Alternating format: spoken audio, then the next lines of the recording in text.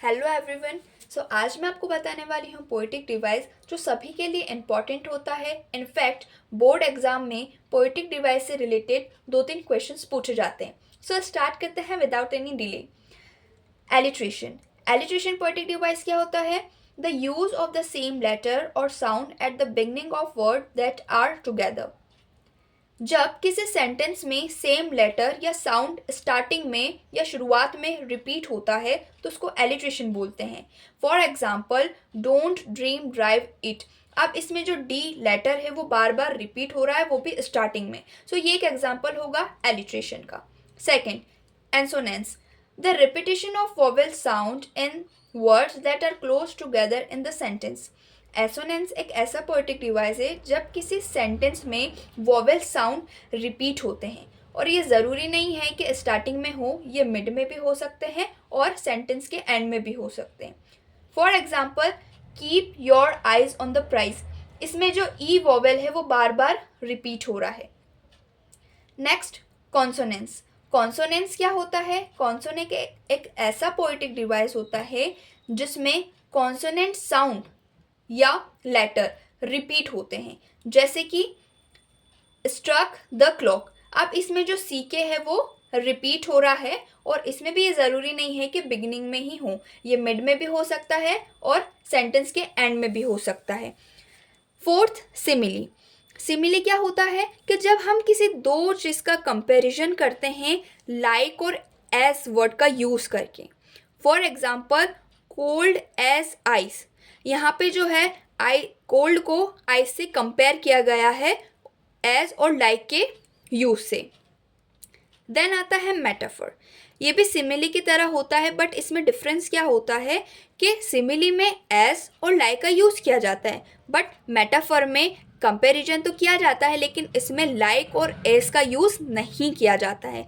जैसे कि हर words were a knife in his heart, यानी कि उसकी जो वर्ड का जो कंपैरिजन है वो नाइफ से किया गया है, लेकिन इसमें एज और लाइक का इस्तेमाल नहीं किया गया है। अब आता है ऑक्सीमोरन। ऑक्सीमोरन क्या होता है कि जब किसी सेंटेंस में अपोजिट वर्ड का यूज़ किया जाता है, जैसे कि क्वाइट रेंज। यहाँ पे क्वाइट का मतलब होता है शांत और रेंज का मतलब होता है गुस्सा, और ये जो वर्ड है वो साथ में होनी चाहिए, मतलब क्लोज टुगेदर होनी चाहिए। अब आता है पर्सोनिफिकेशन। पर्सोनिफिकेशन नाम से ही पता चल रहा है, पर्सन मतलब लिविंग थिंग। जब किसी नॉन लिविंग थिंग को हम लिविंग थिंग बना देते हैं तो उसको पर्सोनिफिकेशन बोलते हैं। जैसे कि leaves dance in the wind. अब लीव जो है डांस कर सकती है क्या? नहीं, लेकिन हमने नॉन लिविंग थिंग को लिविंग थिंग बना दिया। आगे देखते हैं। अब आता है रिपीटिशन। रिपीटिशन क्या होता है कि जब किसी वर्ड, फ्रेज या लाइन या स्टेंजा का बार बार रिपीट होते हैं तो उसको रिपीटिशन बोलते हैं। For example, what is he to do. अब इसमें जो वॉट वर्ड है वो बार बार रिपीट हो रहा है। अब आता है आयरनी। आयरनी क्या होता है? When the actual meaning of a word is the opposite of what is stated. इसका मतलब ये है कि जब हम किसी को कुछ कहना चाहते हैं लेकिन हम उसका अपोजिट करके सामने वाले से बोलते हैं। जैसे कि मान लो अगर कोई सामने वाला इंसान अच्छा नहीं दिख रहा है तो हम उसको क्या बोलेंगे कि अरे वाह, तू तो आज बहुत अच्छा दिख रहा है। तो इसको आयरनी बोलते हैं। उसके बाद में आता है हाइपरबोल। हाइपरबोल नाम से ही पता चल रहा है, हाइपर यानी कि किसी भी चीज़ को बड़ा चढ़ाकर बताना। जैसे कि I am so hungry I could eat a horse, यानी कि इसमें बताया गया है कि मैं इतना भूखा हूँ कि मैं एक हॉर्स को भी खा सकता हूँ। तो ऐसा पॉसिबल नहीं है, इसको हाइपरबोल यानी कि बड़ा चढ़ाकर इसको बताया गया है। अब होता है पैराडॉक्स। पैराडॉक्स क्या होता है? That appears to contradict itself but actually contain a truth, them और ह्यूमर।